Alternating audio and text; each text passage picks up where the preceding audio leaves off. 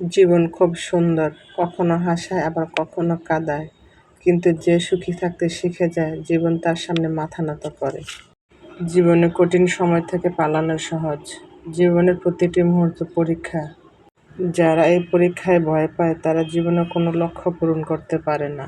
বৃষ্টির ফোঁটা যতই ছোট হোক, তাদের অবিরাম বৃষ্টিতে বড় বড় নদী ভরে যায়। তাই জীবনের ছোট ছোট প্রচেষ্টা একদিন বড় পরিবর্তন আনে। মানুষের সবচেয়ে বড় শিক্ষক তার ভুল, কারণ ভুল থেকে মানুষ নতুন অভিজ্ঞতা অর্জন করে। শুধুমাত্র তারাই জীবনের উচ্চতায় পৌঁছায় যারা প্রতিশোধ নয়, পরিবর্তন আনার কথা ভাবে।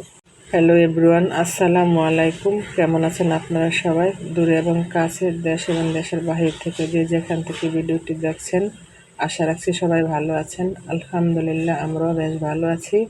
প্রতিবারের মতো আজও নতুন একটা ভিডিও নিয়ে আপনাদের মাঝে হাজির হলাম। আশা করছি আমার আজকের ভিডিওটা আপনাদের কাছে ভালো লাগবে। আমার ভিডিওটি যদি ভালো লাগে, আশা করি আমার সম্পূর্ণ ভিডিও জুড়ে আপনারা আমার পাশে থাকবেন। আর আমার কথার মধ্যে কোনো ভুল ত্রুটি হলে আমাকে ক্ষমা করে দিবেন। আর আমার ভিডিওর কোনো অংশ যদি ভালো লেগে থাকে, প্লিজ আমার চ্যানেলটি সাবস্ক্রাইব করে সাথে থাকা বেল বাটনটি ক্লিক করে অল অপশনটি সিলেক্ট করে নেবেন। যখন কোনো নতুন ভিডিও আপলোড করব, সাথে সাথে নোটিফিকেশন পেয়ে যাবেন। তখন সময় সুযোগ করে আমার ভিডিওটি দেখে নিতে পারবেন। আর যারা অলরেডি কাজটি করে নিয়েছেন, সবাইকে অসংখ্য ধন্যবাদ। প্রতিদিন সকালে ঘুম থেকে উঠে একঘেয়েমি নাস্তা বানাতে ভালো লাগে না, আর একঘেয়েমি নাস্তা প্রতিদিন খেতে ভালো লাগে না। তাই আজকে নাস্তার জন্য সকালে তো নুডলস রান্না করে নিচ্ছি। আর অলসতার কারণে কোনো কিছু করতে একদমই ভালো লাগে না। মনে চায় প্রতিদিনই ঘুম থেকে উঠে ভিন্ন রকমের নাস্তা তৈরি করে, কিন্তু অলসতার কারণে একদমই করতে ভালো লাগে না। তাই আজকে আর অলসতার কারণে রুটি বানাতে একদমই ভালো লাগছিল না। তাই আজকে নুডলস রান্না করে নিচ্ছি। আর নুডলস আমার ছেলে মেয়ে পছন্দ করে। আর আমি না খেলেও কী হবে, কোনো সমস্যা নেই, তারা তো খেতে পারে। তাই তাদেরকে সকালে আজকে নুডলস রান্না করে দিচ্ছি। আর আমি মনে চাইলে একটু খেয়ে নিবে আর কি। আর অলসতা হলো এমন একটা জিনিস, যেদিন অলসতা শরীরের মধ্যে আসবে ওই দিন আর কোনো কাজকর্ম করতে একদমই ভালো লাগে না। আবার যেদিন কাজ করি ওই দিন অলসতাকে দূরে ঠেলে সংসারের সমস্ত কাজগুলোকে সুন্দর করে গুছিয়ে নিই। আবার মনে যেটা চায় সেটাই নাস্তা বানিয়ে নিই, এ আর কি। আর অলসতাকে প্রশ্রয় দিলেই অলসতায় কাজ করে। আর অলস মস্তিষ্ক হলো শয়তানের কারখানা। আমি সংসারে অন্যান্য কাজগুলো করতে গেলে অলসতা তত একটা বেশি আসে না, কিন্তু সকালে ঘুম থেকে উঠে নাস্তা বানাতে গেলে এত অলসতা লাগে, কী করবো, না পেরে সকালে নাস্তাটুকু বানাই।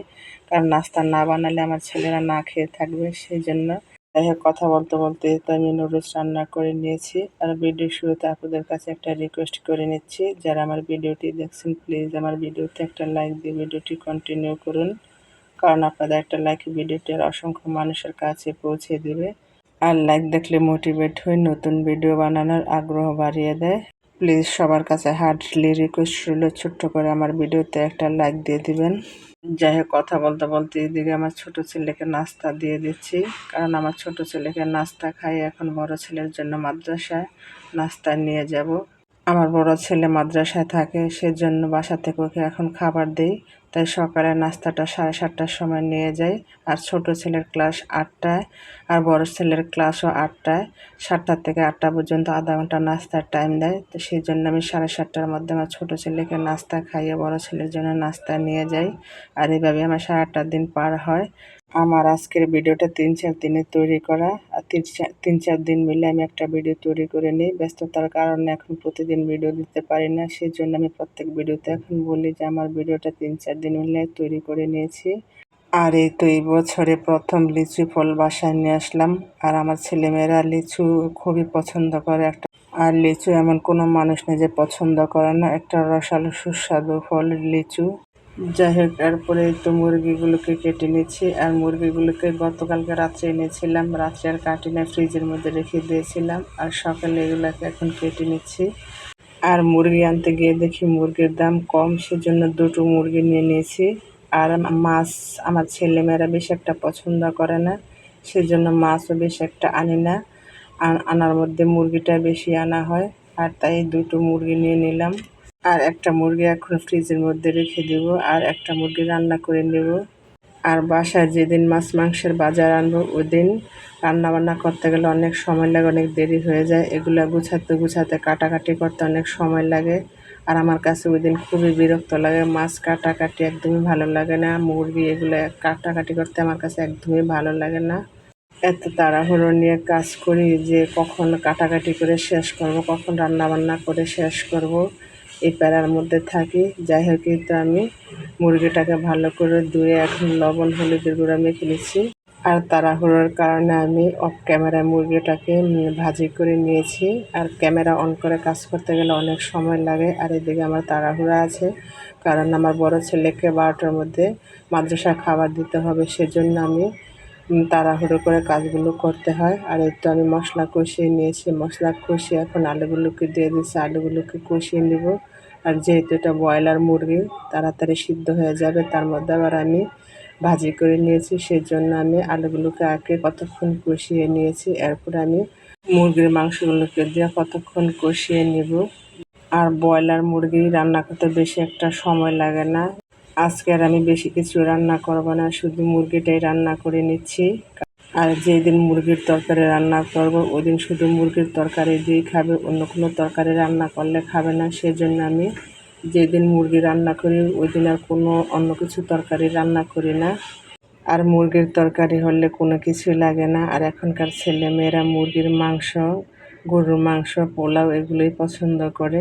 আর মাশাআল্লাহ আমার ছেলেরা খুবই পছন্দ করে। আর আমার ছোট ছেলে তো মুরগির মাংস রান্না করলে খুবই পছন্দ করে, আর বলে আম্মু আমাকে প্রতিদিনই মুরগির মাংস রান্না করে দিবা, এগুলো রান্না করলে আমি খেতে পছন্দ করি।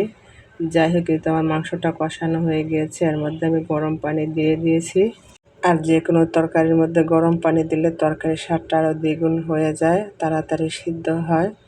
আর আমি সব সময় তরকারির মধ্যে গরম পানি দেওয়ার চেষ্টা করি, গরম পানি দিলে তরকারি খুবই খেতে ভালো লাগে। আর আজকে মুরগির মাংসের তরকারিটা খুবই মজা হয়েছে, দেখতে যেরকম মাশাআল্লাহ সুন্দর হয়েছে, খেতেও খুব মজা হয়েছে। আর আমি এখন তরকারির মধ্যে একটু ঝোলঝোলি রাখি, কারণ আমার ছেলে মেয়েরা একটু ঝোলঝোলি পছন্দ করে, সেজন্য আমি তরকারির মধ্যে একটু ঝোলঝোল রাখার চেষ্টা করি। আর এখন গরমের মধ্যে একটু ঝোল তরকারি খাওয়াই ভালো।